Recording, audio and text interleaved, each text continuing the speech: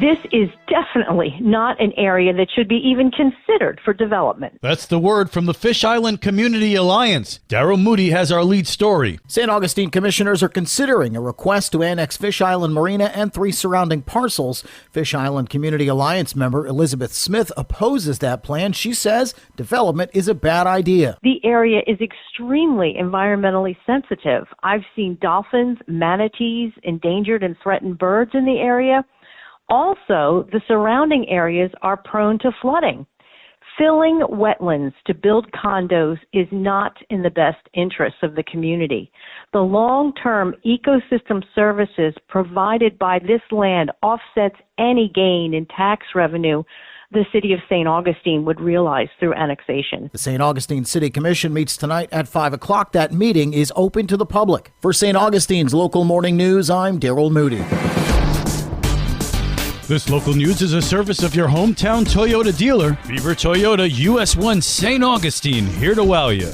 There's an updated beach code for St. Johns County. The St. Johns County Board of County Commissioners unanimously voted to adopt an updated beach code ordinance. Parks and Recreation Director Ryan Kane says the main point has to do with anything that flies over the beach. Aircraft, no one operating, directing, or responsible for any aircraft, seaplane, helicopter, glider, balloon, dirigible, parachute, drone, or other aerial apparatus shall take off from or land within park property or the beach. Plus, it's unlawful to operate any motor vehicle that intentionally causes sand to be thrown into the air or across any beach area. Violation of any part of the ordinance comes with the risk of receiving a $53 citation from law enforcement for non-criminal violation. For St. Augustine's Local Morning News, I'm Karen Johnson.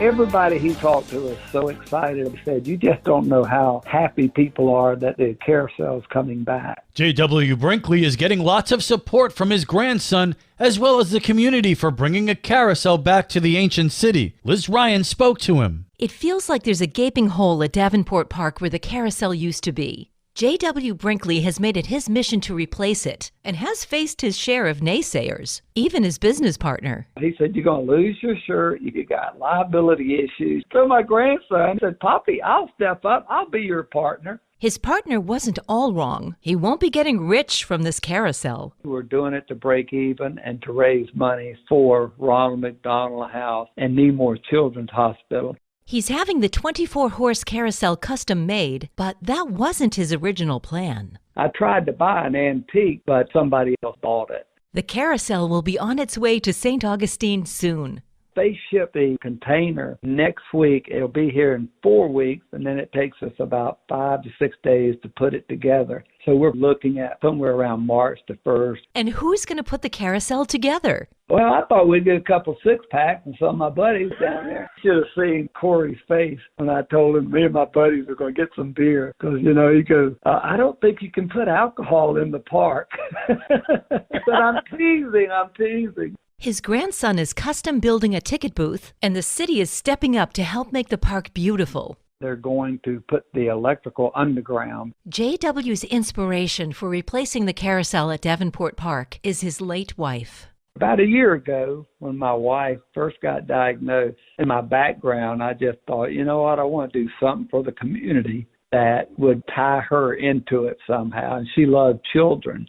I had to ask what JW stands for. When he worked for Nabisco, he used to bring boxes of cookies to the waitresses at the original Bono's Barbecue on Beach Boulevard. When a new employee asked what the initials stood for, one of the waitresses said, I know what it stands for. It's just wonderful because he gives us cookies once a week. The carousel is expected to get final approval at tonight's City Commission meeting. For St. Augustine's Local Morning News, I'm Liz Ryan.